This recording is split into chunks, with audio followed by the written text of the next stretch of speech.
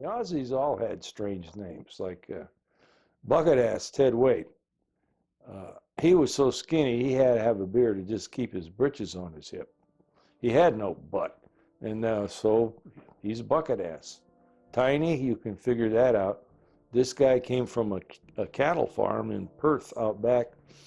He must have weighed close to 300 pounds. He had to ride a draft horse or something. And then Curly, this guy not only had no hair, he had no eyelashes, no eyebrows. So they all had these weird names, but there's only one Dasher. They were all good professional soldiers, and they all looked out for each other. When they call each other mate, they mean mate. I mean, it's a tight brotherhood. The only thing close to it in American terms would be the brotherhood of the Marine Corps.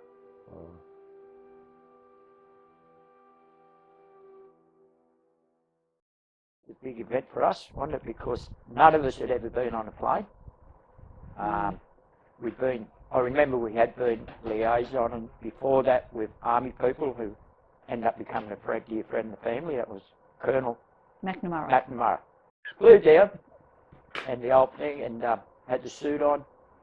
And I just recall the first thing, I walk off and you get a microphone shoved in your face. We knew, we were warned it was going to be a big event. It was a long time ago, but you sort of knew.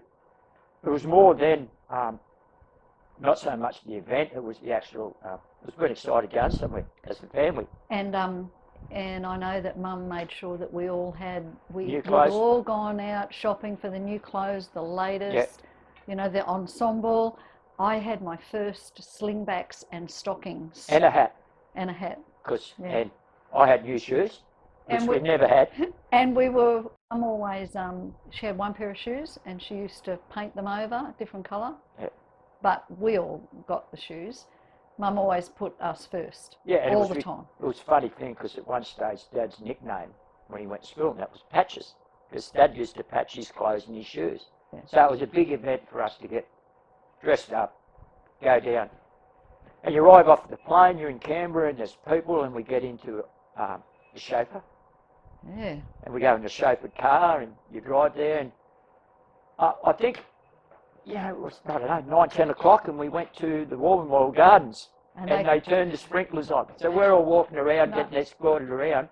Next minute, the sprinklers have come on. Automatic timers. Yeah, and it's vivid, and they're yelling at the garden because I've got this vivid memory. We're all doled up, and the media's there, and the sprinklers go on. Dad's sister was with us, Auntie Flo. Yeah. And then we went... And Nan. And Nan. And then we went to the old Parliament House. Yeah. Which was... And that was really a blur, to be quite honest, because I got taken into a separate room, and there's Russell, or Mr. McNamara as I called him.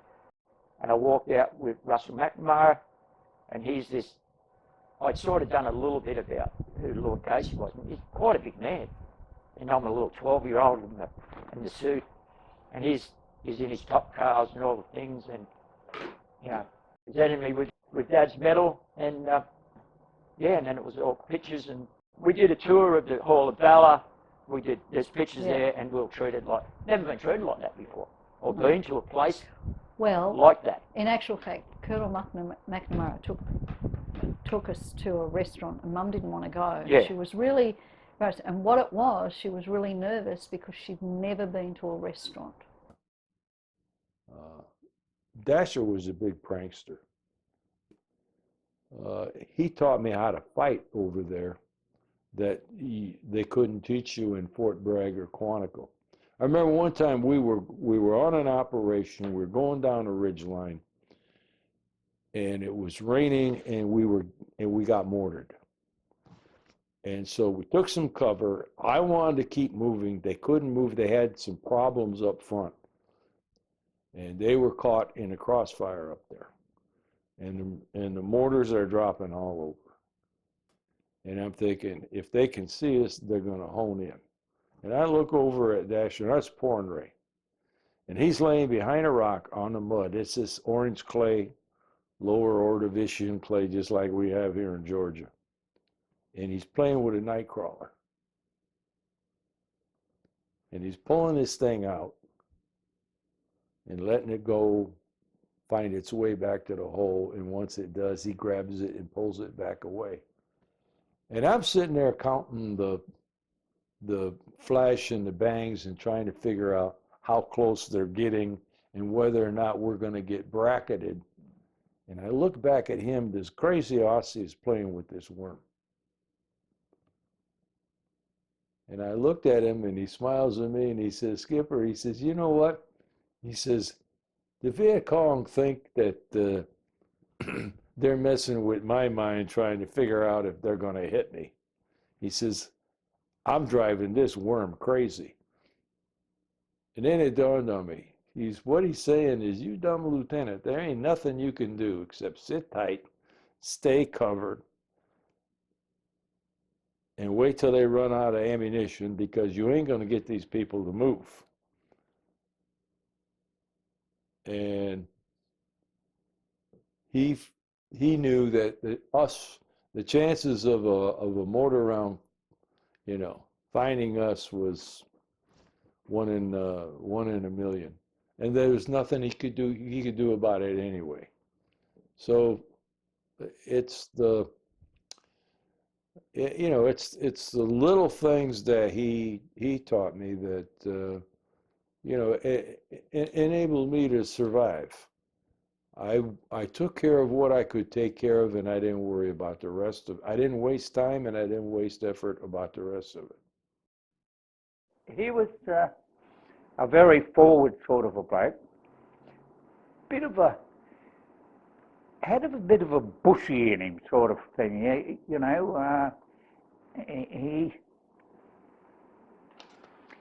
He was outstanding in his own way because of his character, right? And obviously a brave man. Donnie Palmer, who was with him at the time, what's his name, Don's passed on, he said Dasher was bloody crazy, mate, the things he used to do, But when I say crazy because of the things he used to do, he did them tactically sound, right? Everything the bloke did, it was tactically sound. It wasn't just being stupid, right? Well, the story Mum tells about Dad bringing people home all the time. And, Always. And even over in Malaysia, there was always people in our house. Dad would always feed them. Mum would always feed them. And the story about how they come back early and they went to the sergeant's mess and they said, no, you smell like shit over there. So Dad and that went back out, rolled around the pig shit, come back in, ran through the British officer's mess or sergeant's mess and said, now how do we smell? And I think that's where a little bit of Dad's reputation about, I don't think it's been disrespectful of higher rank, but just Dad had a lot of thought for his fellow soldiers more than the officers. Yeah, he always looked after the little fellow. He never put himself first. From what I gather, because over the years, as I said, when Dad was killed, I was 10, and of course I went through, and each of us, out of the 4 kids, and Mum, I suppose, Mum she just wanted to make sure that no one took her kids away. Principal brought us home from school one day because all the press was there. Yeah. So that condemnation of not being welcomed home and all that was hidden from us. Yeah, well, having said that, the Vietnam War was on TV. I remember watching it vividly, the Vietnam War. So my perception and the way I dealt with it is completely different to the way that George dealt with it. I actually took a lot of interest in it. Then I started watching more things and reading things. He had 2 things I could do better than he could. I could see further, and I could see at night, and I could hear better. And but when it came to experience and how you fight that kind of a war and where you should be and how you should position yourself, just being around him, I learned to do things the right way. So I knew about him, but I knew more about him after I read the Jim Lowe's book, The Jarhead's Journey. Dad had named the duck Herbert. Herbert used to follow him around everywhere. Jim Sharp's wife said, "What happened to Herbert when you went out on patrol?" He said, "Don't know." He said, "But whenever we came back, Herbert was there, and he was always waiting for him." They were always saying that they were going to have Herbert as dinner, you know, that he'd be a good duck dinner. And he said, "God help anyone that touched his mate." I remember one time we get to a stream, and it wasn't really high up on a mountain, and I filled my canteens and put in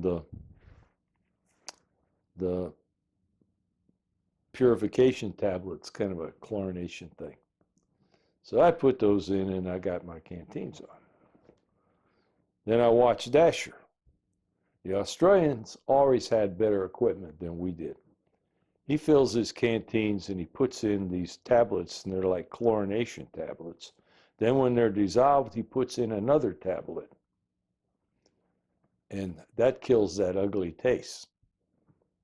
The Australians had better equipment all the way around, because they knew how to fight these kind of wars. Then he puts his canteens back in. Then he takes his helmet off, puts it in the stream, and drinks the raw water. And I'm thinking, you stupid Aussie. I said, Dash, what are you doing? Just to show him how stupid I am, I said, Dash, what are you doing? Drinking that water when you've got... He says, I don't get sick. He said, this water is for you in case you need it.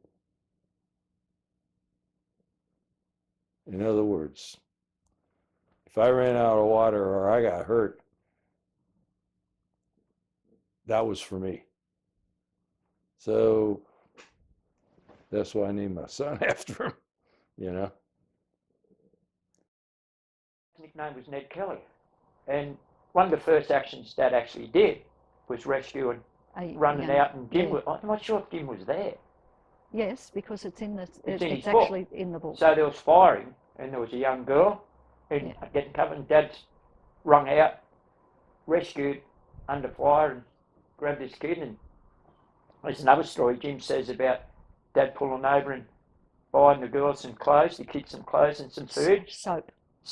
And he said, Jim says, soap was the thing. You can't save everybody, Dasher. Yeah. But he said, I can help. I've helped that one. So he used all the money, you know, they get a certain amount of money all the time and things. So he used to use the money and buy supplies and things like that and give to and the families. So Pat wrote a lot of stuff about Dad, and chatting to me because he took me to the football. He said the same thing about how compassionate Dad was. Right, how compassionate he was with kids over there, and how well respected he was in the Vietnamese community. And that's his nickname. He said, "Call me Ned Kelly." The other story, so he used to give him cigarettes and give him, which is probably politically incorrect, of course, and sweets, and that's what he used to do. yeah. And then, so Dad built up, won the reputation from Malaysia about disobeying orders and that. And it further goes on when he goes to Vietnam, and everybody he spoke to, the guys involved with him, they're all saying he really had a lot of respect for his own troops. Not yet so. When I say when you were saying today at lunch, Dad would always say he wouldn't get anybody to do what he wouldn't do. And I think getting back to it, I think that caused, even you talk to Mum, when Mum says about it, you know, everybody thought Dad was bulletproof. Dad already had this reputation before all this, his boxing, his football, that's what he, you know, fighting, getting into trouble, looking after his mates, you know, don't pick on him, you're too big, well, you're only a little bloke, you know, like that fight I'm sick and tired of belting you, Dasher. That's what I'm waiting for you to get tired. Waiting for you to get tired. And then I'm going to belt you back. Then And that started in Malaysia with boxing too. And Yeah. it just was this stigma. And when But- Dad worked there, the first these things happened with that. There was a bayonet charge with stuff. And I didn't realise Jim Lowe and him become such good friends till after the end of it. We had a going away party for Dasher. Tio Tahan threw it. And so we sent Dasher off. This was like mid-October. And I'm out in the field November 13th. And I get a radio message that he and Swanton are dead. So it was that soon. So he wasn't down at Trebong that long. But, and I told my wife, I said, you know, if that had happened here, we'd have had a helicopter out. We'd have had help on the way. And I felt kind of guilty. I just, you know, like if I would have been there, of course I wasn't. Trebong wasn't a special operation, and it was an Australian kind of thing that we're putting people in there. And but I don't know. I just felt like if I was there, I could at least paid back some things. Of course, being an outstanding Australian, he knew Swanee well, and he wasn't going to leave him. Now, This is his mate. yeah, and Vic was dead. Yeah. Yeah, and he stopped carrying him. Right. So, yeah. Dash was on an operation, typical search and destroy operation down there. They ran into a large group of Viet Cong. They were outmanned, outgunned, and the other Aussie, Butch Swanton, got hit with machine gun fire. Dash told the rest of them he could see they were outnumbered. He said, "I'll stay here with Butch and hold them off. You guys retreat." And he stayed with Butch. He tried to get Butch evacuated. He tried to get a helicopter in. I think his last words were, you know, "My God, somebody help us." But he stayed there. Apparently he took a bunch of Viet Cong with him because he used up his grenades, and they finally overran him. He was shot several times, maybe 100 times. I was asked to go down and identify the body. So because I knew him, and they needed it verified, and they figured if anybody could, I could. Of course, the guy was tattooed head to foot, but I went down and identified the body, and I went to the memorial service, which I didn't remember doing at first until I looked at the letters to Sandy, and yeah, I did.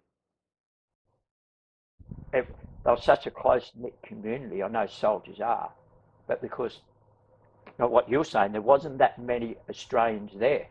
So they're either with the Montage or with Americans. So in like the camp where Dad was, there was Dad and Swanton, and there was Frackhurst and a couple other guys. There wasn't that many. So the Australian community thing was tightly knit, and it goes back to this, it's a cliche, look after your mates. You know, it's an Australian thing. And it was sad to lose a character like Dasher. He could have gone a long way as a business manager. He'd be bloody hard, but he'd be a good manager. You know, he'd have to soften his tone a little bit. No, yeah, well, he was Dasher. He was a character, you know. I don't think there's anybody else who Yeah. would have did what he did. Yeah. From the outside, it doesn't make sense. It's heartbreaking what he did. Yeah, but he didn't know. I'm sure he didn't know that Swanee was gone. No, You know, you don't. as far as he was concerned, he Wasn't given up. he was helping his mate, right? And I can see that, right? Once again, Swanee become his responsibility, sort of thing. Yeah. Right? Do your job. And he wasn't going to leave him in a paddock. Well, nobody does. You know, we don't do that. When Dad was killed and they got word that he was killed, they took up a collection as well.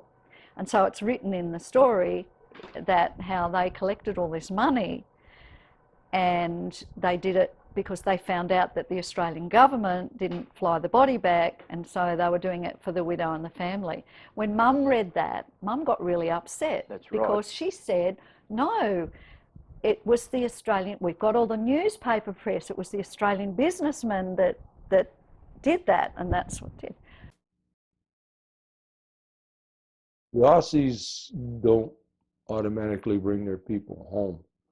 So I took up a collection, and I got a helicopter allotted to me. I went all over ICOR, all the advisors, and by then I was pretty well known. And I collected enough money to send Dash's body, Butch's body home, and start a pretty nice trust fund for their kids. So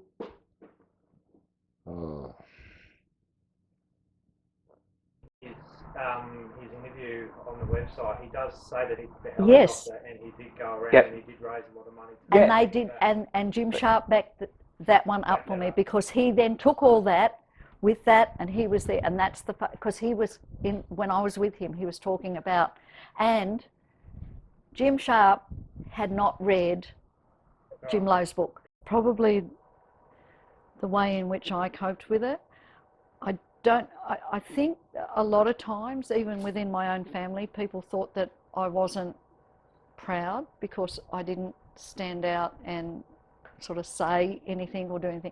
I would sit back and listen, and it wasn't that I wasn't, I just dealt with it in my own way. And so I really didn't go along to a lot of the functions that I went along to. I was more in the background, but then the older I got, and the more open and Well, you can handle it now. yeah. Yeah. And because I got stories from a different perspective, stories from the adult, instead of being the protected child. And because I never, to me, war, Vietnam, they took my father away from me, they took my children's, grandfather. I didn't have George walked me down the aisle, all of those things, and you begrudge that. But you I can remember the you suit. begrudge that, you kind of don't, and it's because you look at it, but it doesn't change. I'm fiercely proud, but I can be more open and talk about it now. I've got that written down too. I didn't realise at that age, because I was 11, nearly 12 when Dad died. Phyllis was 11.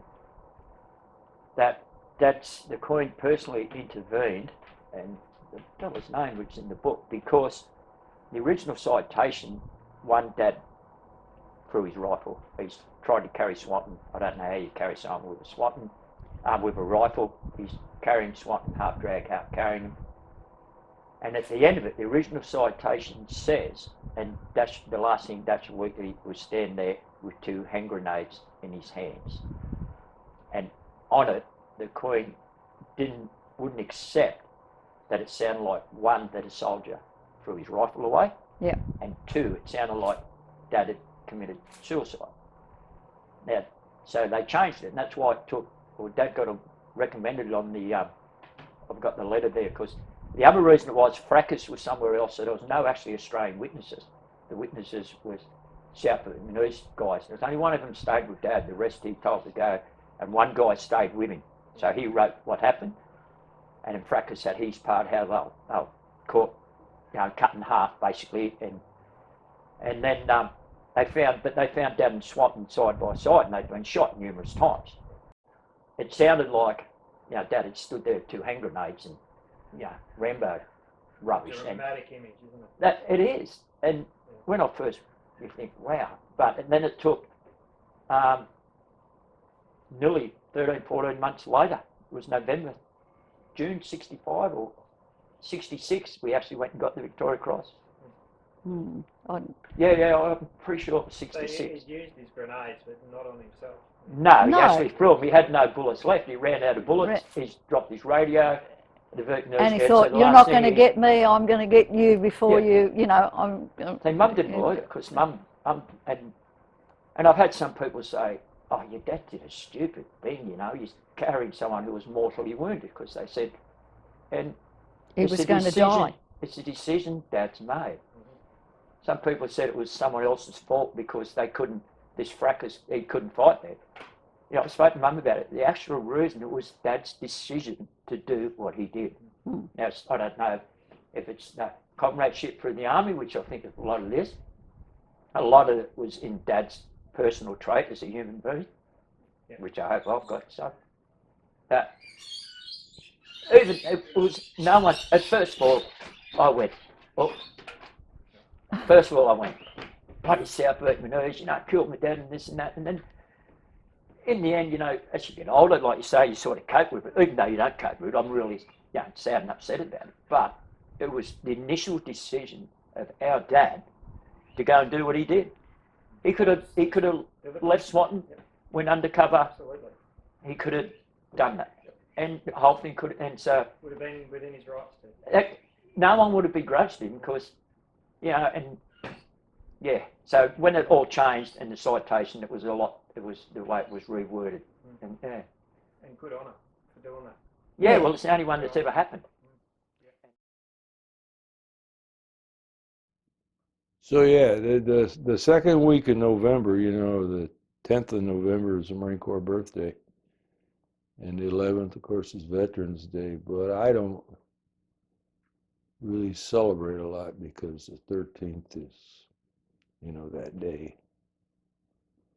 But the guy lived hard, he fought hard, and he was more than just a good soldier. He was good people, like the Bible says. Anybody that lays down your life for a friend